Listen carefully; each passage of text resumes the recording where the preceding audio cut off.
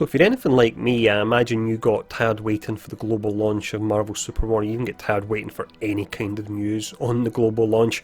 So you went ahead and you downloaded the game early, either on Android via an APK or by changing your region settings on iOS. Now you would have been enjoying the game because it is a whole lot of fun, and then after a day or two your ping would shoot through the roof to the point where it's around about 300, 400 ping for matches, and that actually locks you out from playing any ranked matches. So in this video we're going to discuss how do you fix this, if you can actually fix it, and what causes it as well. So we'll start off with what actually causes this to happen. As we've already touched on then, the game hasn't got its global launch just yet, and it's just available in select Asian regions, but via these different tricks such as downloading APKs and changing your region settings, it is possible for people outside of the regions where it's launched to actually play it. This is something that by the looks of it the developers aren't keen on that happening at all. So what actually happens, why you're locked out and what triggers it.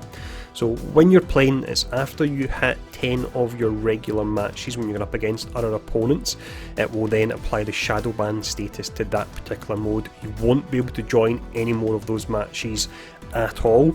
After 3 ranked matches, your shadow ban status will kick in for them as well, so unfortunately you will be locked out of that mode.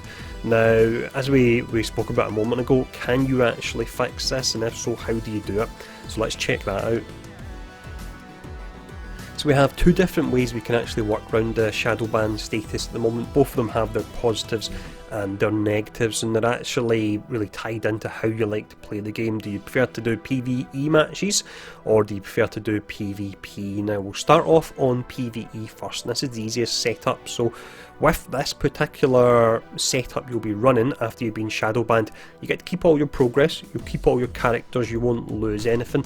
It's as simple as when you get to start a match, and I'll bring up a little screen to show you, you have an option for PvE clash. Now if you click on this, it will be you and 4 other online players going up against 5 AI. Now of course it's not as fun when you're not going up against real opponents, but you do have different difficulty settings as well, so you can put it on easy, normal or hard, and if you're going up against competent opponents then you want to put it on hard, and that would emulate that to an extent. So that's the first option there, and as mentioned it's PvE only, but you do get to keep all your progress.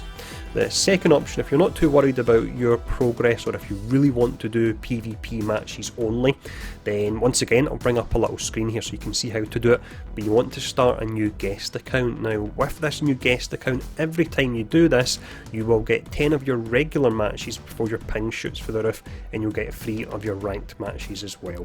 So that's the 2 options that are available for working around ping issues at the moment, but hopefully it won't be too long when we actually get the global launch, then we won't need to do things such as this, because it is a little bit of a pain, to be honest. But let me know in the comments below if this video has helped, and thanks for tuning in, and I'll see you all again soon.